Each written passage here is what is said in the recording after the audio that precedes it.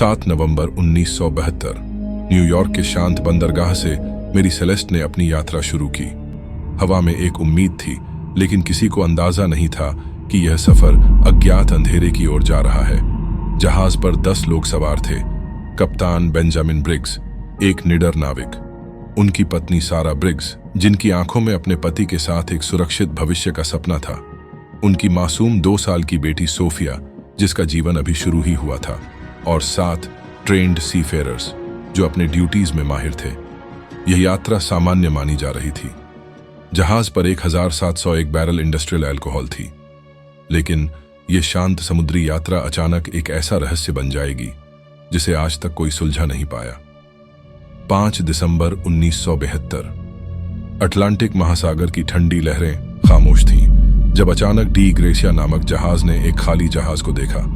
जब कप्तान David Morehouse और उनकी टीम पास पहुंचे तो वे सन्न रह गए। यह वही जहाज था, मैरी सेलेस्ट, लेकिन जहाज पर जो मिला उसने उनके रोंगटे खड़े कर दिए। जहाज सही सलामत था। 6 महीने के लिए पर्याप्त भोजन और पानी था। शराब के बैरल में से केवल 9 खाली थे, लेकिन चालक दल का नामो निशान नहीं था। जहाज पर ऐसा कुछ भी नहीं था जिससे किसी संघर्ष का संकेत मिले। तो आखिर हुआ क्या?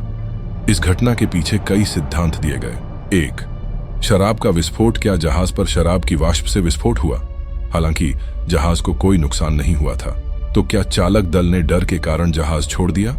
दूसरी प्राकृतिक आपदा, अटलांटिक महासागर की अनदेखी ताकतें, समुद्री बवंडर, ज्वार या भूकंप। क्या चालक दल ने डर के कारण लाइफबोट में कूदने का फैसला किया? तीसरी, समुद्री डाकू। 19वीं शताब्दी में समुद्री डाकू आम थे, लेकिन जहाज का सामान गायब क्यों नहीं था? चौथा, मनोवैज्ञानिक घबराहट।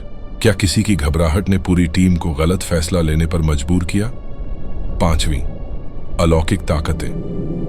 क्या यह किसी इनविजिबल पावर जैसे एलियंस या भूत प्रेत का काम था?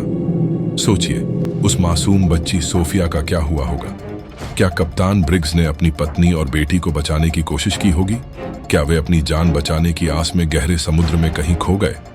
जब मेरी सेलेस्ट को जिब्राल्टर के बंदरगाह पर लाया गया तो गहन जांच शुरू हुई, लेकिन नतीजा वही रहा, एक गहरा अंधेरा रहस्य।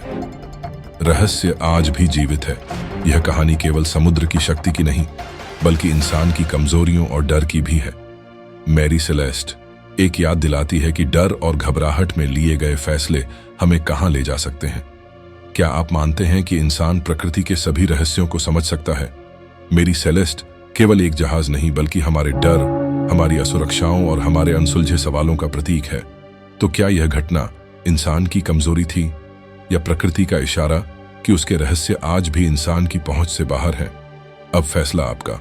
क्या यह घटना इंसानी भूल थी या इसके पीछे कुछ अलौकिक ताकतें थीं?